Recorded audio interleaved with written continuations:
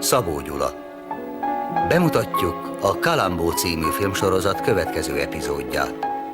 Régi módi gyilkosság. Magyar hangok: Mór Marianna, Pásztor Erzsi, Radó Deniz, Trokán Péter, Dózsa László. Kérem, mi ez? Hát én igazán nem is tudom. Mennyi idős? A fogalmam sincs. Ez egy csatabárd. Hódító Vilmos használta még 1066-ban. Ha a kiállított tárgyakról többet is meg akarnak tudni, találnak ott egy magnót és hozzá fejhallgatókat. Köszönjük. Köszönjük.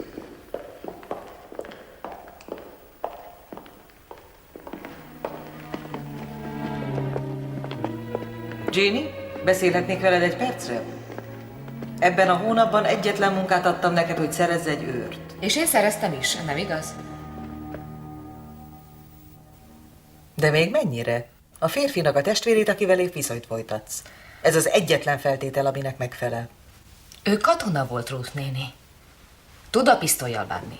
És más úgysem találsz, aki ennyi pénzért hajlandó dolgozni.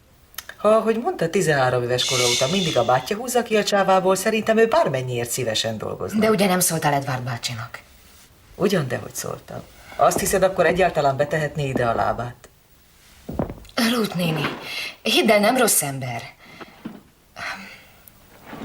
Tim azt mondja, a játékszenvedély betegség, mint az alkoholizmus. Hát egy alkoholistát biztos nem vettem volna föl teremőrnek. Már ha akkor tudom, kivel állok szemben. Sajnálom. Előbb kellett volna szólnom. De a munkáját elvégzi, és ennyi pénzért más nem tudtam szerezni. Igen, igazad van.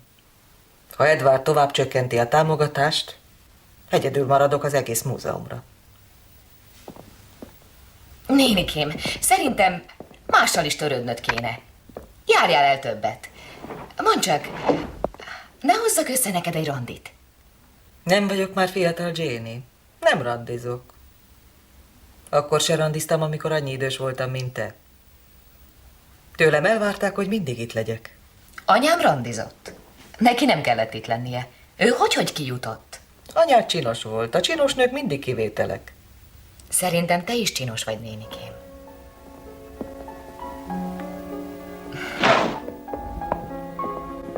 És nem is vagy öreg. Csak egy kicsit régi módi. Bár csak te lennél az anyám.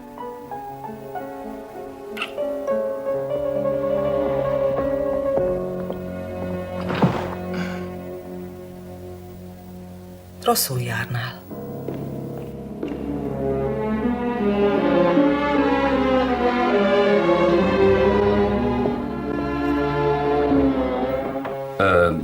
Láttam Jane-it. Úgy loholt végig a folyosó, mint egy szökött fegyenc. Ő legalább kopogni szokott. Elnézést. Nincs időm ilyen régi módi udvariaskodásra. Na tessék, te is ugyanezt mondod. Janie csak kedveskedni akart nekem, és régi módinak nevezett. Ezt mondod te is. Szóval bóknak veszed? Hát jobb a semminél. A bók olyan, mint fájtlónát csókolni. Oscar Wilde? Victor Hugo. Majdnem eltaláltam. Mikor jön vissza Janie? Nem jön. Csak nem engedted el a hétvégére. Edward nem tölthet itt minden idejét, a végén olyan lesz, mint én. Jövő hétig le kell zárni a könyvelést és leltárt csinálni. Most aztán megint bent tölthetek 2 éjszakát. Vigy fel egy titkárnőt. Miből? Már így is veszteségesek vagyunk, tudod jól. Egy múzeum nem pénzkereseti forrás. Ugyan kérlek, ne kezd megint. Én vagyok a gondnok, Edward. De enyém a döntés. Ne felejtsd el, hogy az én feladatom anyánk örökségének kezelése. Szem előtt kell tartanom tehát a szent célt, a család érdekét. Legfontosabb szempont a nyereség. Vajon miért tartja mindenki szent célnak a pénzt? Talán mert az is. És ahogy ez a múzeum áll, nincs választásunk. Be kell zárni. Mit mondasz? Ugyan ne vágj ilyen döbbent képet. És ne kiálts ki gonosztevőnek. Tudod jól, mire kell a leltár. Hónapok óta hátráltatod már. Nem ölhetjük vég nélkül a pénzt ebbe a helybe. Gazdagabbak leszünk pár millióval, mi mindannyian. Csak engedd meg, hogy megszabaduljunk ettől az épülettől végre, és eladjuk az összes parfogót. Ez az egész család döntése, gondolom. A család többségének döntése. 3-ból 2-é. Este a nővérkénkkel is megbeszéltem a dolgot. De bizonyos vagyok benne, hogy mellén fog állni. Egy ideje már a számlákat nézegeti. Én meg a filléreket számolom. Ez nem újdonság. Csak erről akartál velem beszélni, Edward? Nem. Meg akartam kérdezni tőled, nem tudod-e kilopkodja szét a kiállítást? Eddig már 3 olyan reneszánsz műtárgyra bukkantam a listán, ami hiányzik. Szerencsére nem a legértékesebbek. Nagyra értékelném, ha inkább ezzel foglalkoznál, és nem a pénzt szórnád. Azonnal utána nézek.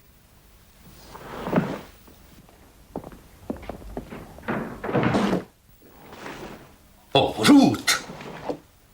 Sajnálom a megszokás. Mindent megteszek, Edward, hogy pénzt spóroljak, igazán. Olyan keveset költök, amilyen keveset csak lehet. Tudom, Ruth. Sajnálom, hogy kiabáltam. Te jó lány vagy. Mindig is az voltál. Mostanság olyan rosszul megy nekünk, hogy csak a dicséreteket szórhatjuk 2 kézzel. Victor Hugo? Oscar Wilde?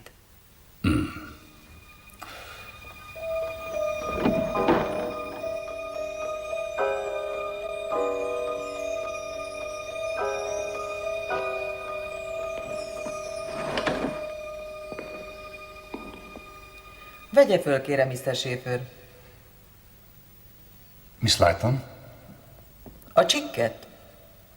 Még mindig ég. Vegye föl és oltsa el. Aztán szeretnék beszélni önnel a kertben.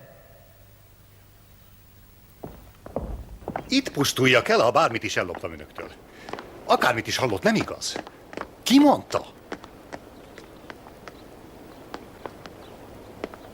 Mr. Schaefer, azért vettük föl, mert az unokahúgom azt hiszi, szerelmes a maga bátyjába. A bátyja pedig azt hiszi, viszont szereti. Minden titkukat megosztják egymással. Az unokahúgom pedig velem. Előttünk magának nincsenek titkai. De Miss Lighton, a bátyám az újabb adósságaimról nem tud semmit sem.